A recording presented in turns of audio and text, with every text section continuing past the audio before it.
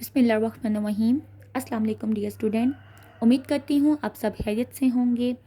Student, आप मुझसे बहुत ज़्यादा डिमांड कर रहे थे कि टीचर जैसे आपने मैथ सब्जेक्ट का 30 डे प्लान बनाया है वैसे हमारे लिए फ़िज़िक्स का भी 30 डे प्लान बनाएं। तो मैंने आपके लिए एक 30 डे प्लान तैयार किया है और उस प्लान पे जाने से पहले हम ये देखते हैं कि हमारे पेपर की स्कीम क्या है, शॉर्ट कहाँ से आएंगे, लॉन्ग कहाँ से आएंगे और हम कौन कौन से चैप्टर्स कर सकते हैं, कौन कौन से हम छोड़ सकते हैं। उसके अकॉर्डिंग ही मैंने फिर आपकी 30 डेज़ की जो स्कीम है ना वो तैयार की है। तो टॉपिक है how to prepare your physics paper in just 30 days. Short scheme क्या है? अब क्वेश्चन नंबर 1 जो होगा ना वो आपका एमसीक्यूज़ का होगा, तो हर चैप्टर के एमसीक्यूज़ मैंने उसके आगे लिखे हुए हैं।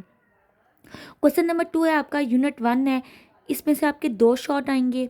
यूनिट 2 में से आपके 2 शॉर्ट आएंगे। यूनिट 3 में से आपके 4 शॉर्ट आएंगे और यूनिट 4 में से आपके 4 शॉर्ट आएंगे।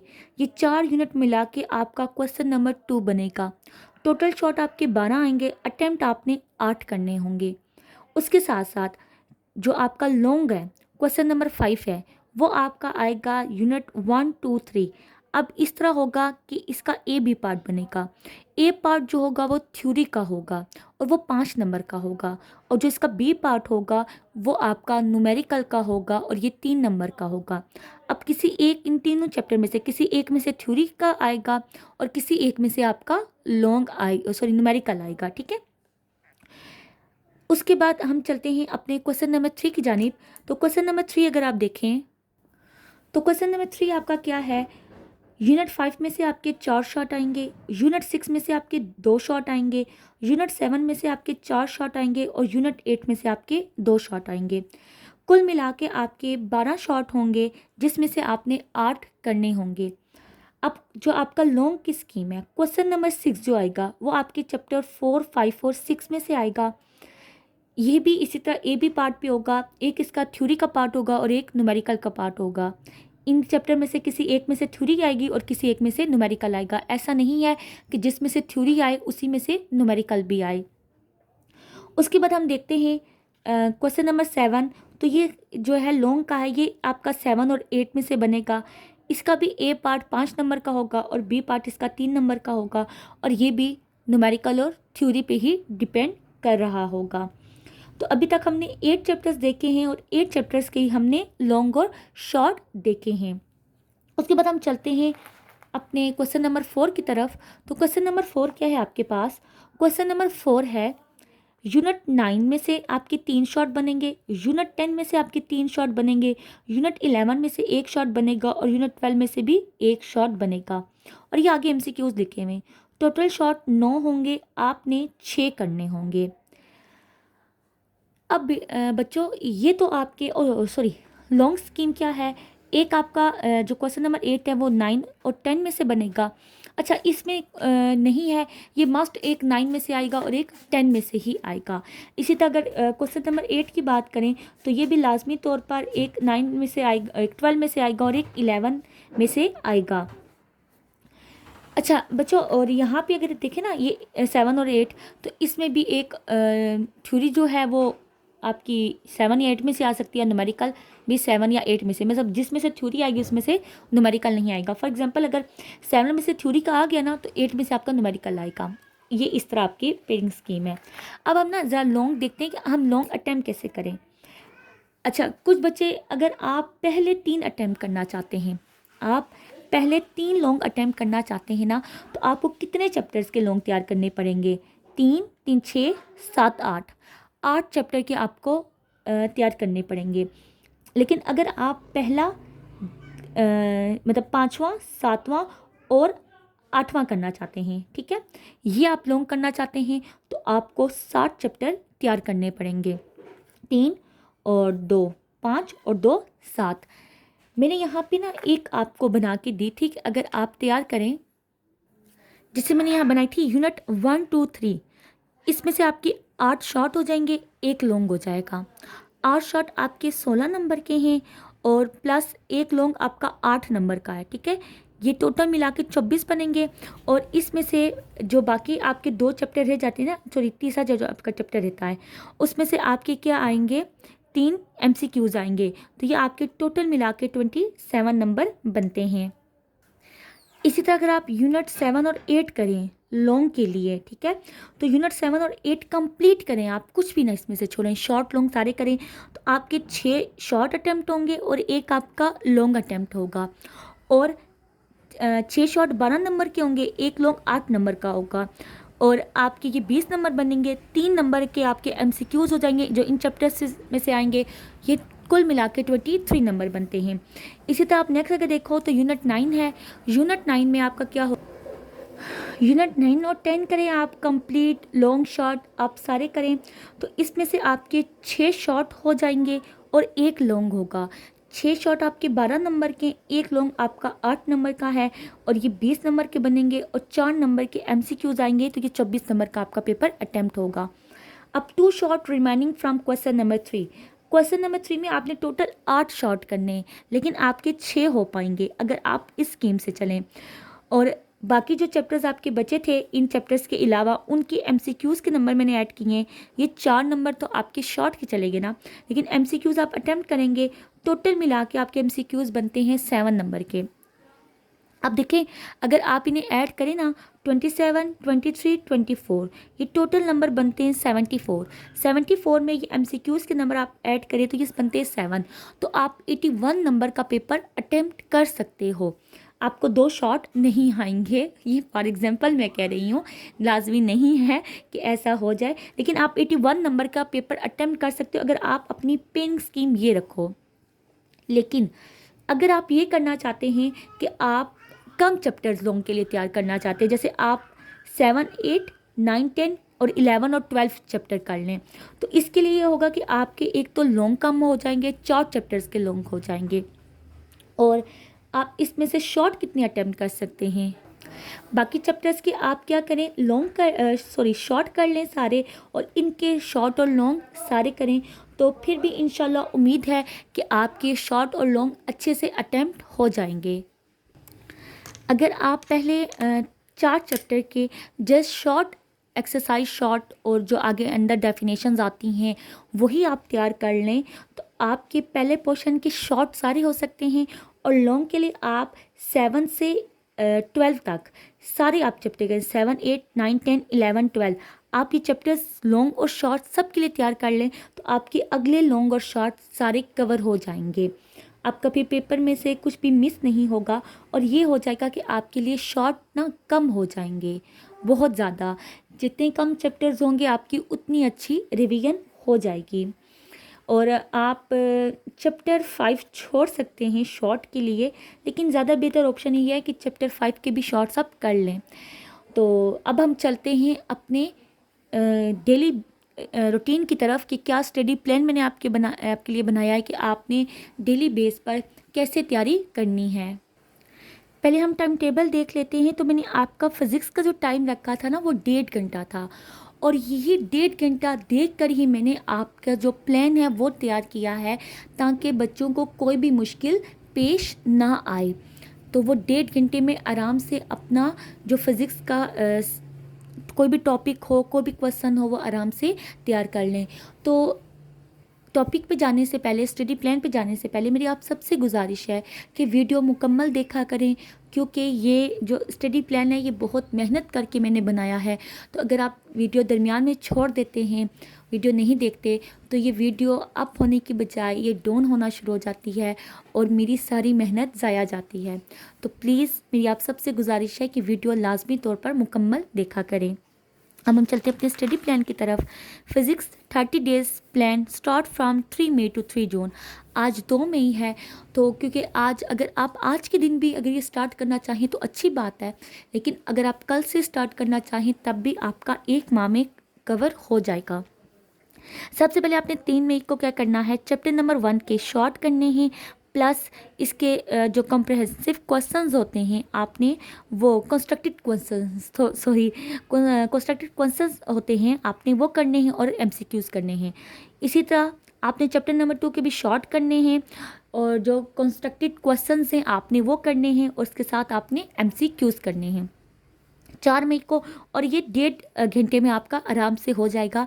मैंने क्वेश्चंस को देख के उनके आंसर देख कर ही ना ये प्लान किया है। आपने 4 मई को क्या करना है, क्वेश्चन नंबर 3 के MCQs शॉर्ट और जो कंस्ट्रक्टेड क्वेश्चंस हैं आपने वो करने हैं। 5 मई को आपने चैप्टर 4 के करने हैं। 6 मई को आपने चैप्टर 5 के करने हैं। 7 मई को आपने चैप्टर 6 के करने हैं। 8 मई को आपने चैप्टर 7 और चैप्टर 8 के करने हैं। 9 मई को आपने चैप्टर 9 और चैप्टर नंबर 10 के करने हैं।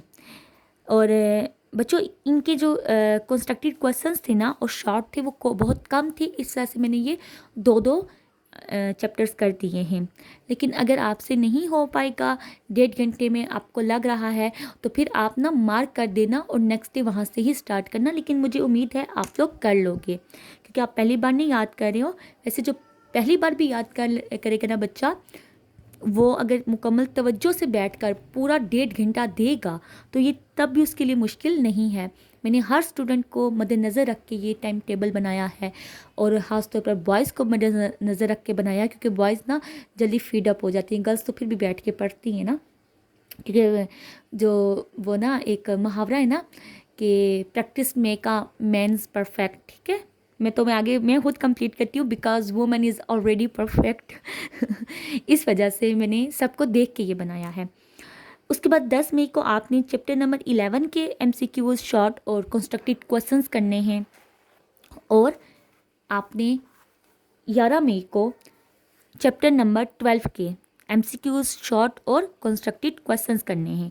यहाँ पे आपके जितने भी शॉर्ट होंगे फिज़िक्स के 11 मई तक कंप्लीट हो जाएंगे एक्सरसाइज के। लेकिन उसके बाद 12 से 14 मई तक आपने क्या करना है, आपकी बुक के अंदर जो ब्लू ब्लॉक डेफिनेशंस आ रही हैं वो आपने तैयार करनी है। वो चैप्टर 1 से 4 12 मई को, 13 मई को चैप्टर 5 से 8, और 14 मई को चैप्टर 9 से 12 तक आपने ये कंप्लीट करनी है। और किसी क्या पता चैप्टर में ना हो, किसी में कम हो, किसी में ज़्यादा हो, तो वो 1.5 घंटे के लिहाज से ना ये बिल्कुल परफेक्ट है। तो 14 मई तक आपका जितना भी फिज़िक्स का शॉर्ट है वो सारा का सारा कवर हो जाएगा। आपका कुछ भी कोई शॉर्ट नहीं बचेगा इंशाल्लाह ताला। उसके बाद हम चलते हैं अब अपने लॉन्ग क्वेश्चंस की तरफ। अगर मैं लॉन्ग की स्कीम आपको दिखाऊं तो वो क्या है, 15 मई से आपने चैप्टर नंबर 1 के जो ये एक तो कंस्ट्रक्टेड क्वेश्चंस है ना, और दूसरे कौन से हैं आपके क्वेश्चंस, शायद वो कंस्ट्रक्टेड क्वेश्चंस हैं, अभी बुक मेरे पास नहीं है, तो मैं बुक बहन की थी उसने ले ली। तो ये जो आपके लॉन्ग क्वेश्चंस हैं आपने ये करने हैं चैप्टर 1 के 1.1 1.2। फिर आपने 16 मई को चैप्टर 1 के 1.3 1.4 1.5 करने हैं। इसके बाद 17 मई को आपने चैप्टर 2 पे जाना है 2.1 2.2। 18 मई को भी चैप्टर 2 के ही आपने करने हैं 2.4 2.5। और 19 मई को आपने चैप्टर 2 के करने हैं 2.6 और 2.8। और ये in elastic in one dimension जो 2.8 है ना, उसका जस्ट ये वाला टॉपिक करना है। उसके बाद आपने 20 मई को करना है चैप्टर 3 के 3.1 3.2 3.3। उसके बाद 21 मई को करना है आपने 3.4 3.5 3.6। और ये 3.1 मैंने गैन क्यों लिखा है, ये शायद 7 लिख रही थी, ठीक है, आप देख लेना यहाँ पर।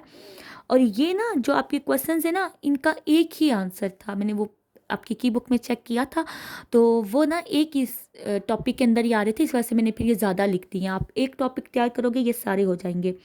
फिर 22 मई को आपने चैप्टर 4 के करना है 4.2, इसका पार्ट 2 जस्ट करना है, पार्ट 1 इसका नहीं है। 4.3 करना है। 23 मई को आपने चैप्टर 4 का 4.4 4.5 4.6 करना है। जहाँ पे ज़्यादा आपके क्वेश्चंस दिखे हुए ना, या तो इनके बहुत शॉर्ट आंसर हैं, और या तो फिर यह है कि ये एक के अंदर ही ना दूसरा टॉपिक भी आ रहा है। उसके बाद आपने 24 मई को चैप्टर 5 का ही करना है 5.2 5.3। और 25 मई को चैप्टर 5 के आपने 5.5 और 5.6 करना है। ये इम्पॉर्टेंट मैंने इस वजह से लिखा है, अब मैं इस टॉपिक का नाम भूल गई हूँ, लेकिन ये काफ़ी इम्पॉर्टेंट है। ये हमारी बार भी आया था पेपर में और अभी भी इम्पॉर्टेंट है, मतलब न्यू बुक में भी इसको रखा गया है, तो मैंने इसके आगे ना फ़ौरन इम्पॉर्टेंट लिखा, इसलिए बेर्नौलीज़ इक्वेशन है। अब मैं भूली हुई हूँ, लेकिन आप देखना ये काफ़ी इंपॉर्टेंट है। 26 मई को आपने चैप्टर 5 ही करना है और इसका 5.7 और 5.8 वाला क्वेश्चन करना है लॉन्ग में, ठीक है। 27 मई को आपने चैप्टर 6 का करना है 6.3 6.4, और 28 मई को आपने करना है 6.5 6.6। 29 मई को आपने 7 चैप्टर पे चले जाना है 7.1 7.3। 30 मई को आपने 7.4 और 7.5 करना है। बच्चों ये जो मैंने आपके लिखे हैं ना, ये मैंने आपके जो पैक्टा की आपकी गवर्नमेंट स्कीम थी ना, उसमें जो आपका सिलेबस कट हो गया था ना, वो मैंने टॉपिक कट करके लिखे हैं, ठीक है। जैसे 7.2 का क्वेश्चन आपका शामिल है, लेकिन वो टॉपिक कट हुआ है, तो शायद वो गलती से उनसे ना रह गया हो, तो 7.2 यहाँ पे शामिल आपका नहीं है। तो ये अकॉर्डिंग टू स्मार्ट सिलेबस ही है आपका। उसके बाद हम चलते हैं नेक्स्ट पे। तो 31 मई को आपने क्या करना है, चैप्टर नंबर 7 का ही 7.6 और 7.7 क्वेश्चन तैयार करना है। 1 जून को आपने चैप्टर 8 का 8.1 8.2 और 8.3 करना है। 2 जून को आपने चैप्टर 8 का 8.4 और 8.5 करना है लॉन्ग क्वेश्चन, और 3 जून को आपने चैप्टर 8 का 8.6 और 8.7 करना है। ये उन बच्चों के लिए है जो कि पहले 8 चैप्टर के लॉन्ग करना चाहते हैं, जिन्होंने पहले से तैयार किए हुए हैं, या जो पहली बार तैयार करें उनके लिए भी है। अब मैंने एक और आपके लिए लॉन्ग की स्कीम बनाई है, और ये उन बच्चों के लिए है जो आखिरी जो 6 चैप्टर है ना, 7 8 9 10 11 12, वो जो तैयार करना चाहते हैं, ये स्कीम ना उनके लिए है। अब चैप्टर नंबर 7 और 8 के आपके बने हुए हैं, वो आपने उन्हीं डेट्स को करने होंगे। ये मैं दोबारा से 15 मई से शुरू किया है। तो 15 मई को आपने चैप्टर 9 का ये क्वेश्चन नंबर 1 करना है लॉन्ग में 9.1। 16 मई को आपने चैप्टर 9 का ही क्वेश्चन 9.2 9.3 करना है, क्योंकि काफ़ी लंबा था ना, तो मैंने इसको ना एक दिन में रखा है। 17 मई को आपने चैप्टर 9 का ही करना है 9.4 9.5। 18 मई को आपने चैप्टर 10 का करना है 10.1 10.2। 19 मई को आपने चैप्टर 10 को ही देना है टाइम 10.3 और 10.4 इसका लॉन्ग करना है। 20 मई को आपने चैप्टर 10 का ही लॉन्ग 10.6 और 11 चैप्टर का ये 10.11 करना है लॉन्ग, ठीक है। क्योंकि ये शॉर्ट था, तो इसके साथ फिर मैंने एक एडजस्टमेंट चैप्टर 11 की है। 21 मई को आपने चैप्टर 12 के ही 11 के ही 11.2 करना है, और यहाँ पे आपका चैप्टर 11.2 ख़त्म हो जाएगा। फिर चैप्टर 12 का आपने करना है 12.1 करना है, क्योंकि ये भी ना छोटा सा ही है। उसके बाद 22 मई को आपने चैप्टर 12 का करना है 12.3 और 12.5, और 23 मई को आपने करना है चैप्टर 12 का 12.6 और 12.7, और 24 मई को आपने करना है चैप्टर 12 का 12.8 वाला। देखें उसके बाद आपके कितने दिन बच जाएंगे। अगर हम देखें ना 7 चैप्टर, तो 7 चैप्टर हमारा 29 मई को स्टार्ट हो रहा था, और यहाँ पे आपके पास 25 मई से 28 मई तक आपके पास दिन होंगे। इन दिन को ज़ाया नहीं करना। इन दिन में ना आप इन चैप्टर्स के न्यूमेरिकल करना। डेली बेस पे ना आप 2 चैप्टर्स के न्यूमेरिकल कर लेना, क्योंकि मेरी न्यूमेरिकल के साथ नहीं लगती। हालांकि मैथ के टीचर्स हूँ, पता नहीं फिज़िक्स के न्यूमेरिकल मुझे नहीं अच्छे लगते, तो इस वजह से मैंने लिखे नहीं हैं। लेकिन अगर आप चाहें तो मैं फिर ना उनका भी टाइम टेबल आपके लिए बना दूँगी, ठीक है। तो अब टाइम टेबल मैंने आपके साथ शेयर कर दिया है। टाइम टेबल अच्छा लगा है तो अपना फीडबैक लाजमी दीजिएगा, और दोस्तों के साथ वीडियो शेयर कीजिएगा। कमेंट लाजमी किया करें, और लाइक वीडियो को लाजमी किया करें, ठीक है। कमेंट से ये होता है कि मुझे ये पता चलता है कि बच्चे खुश हुए हैं इस चीज़ से या नहीं हुए, और दूसरा मुझे आपका फीडबैक का भी पता चल जाता है कि जो मैंने इतनी मेहनत की है वो किसी के काम आई है या नहीं आई है। तो कमेंट लाजमी करना, और अपना बहुत सारा ख्याल रखना। मिलते हैं नेक्स्ट वीडियो में। अल्लाह हाफिज़।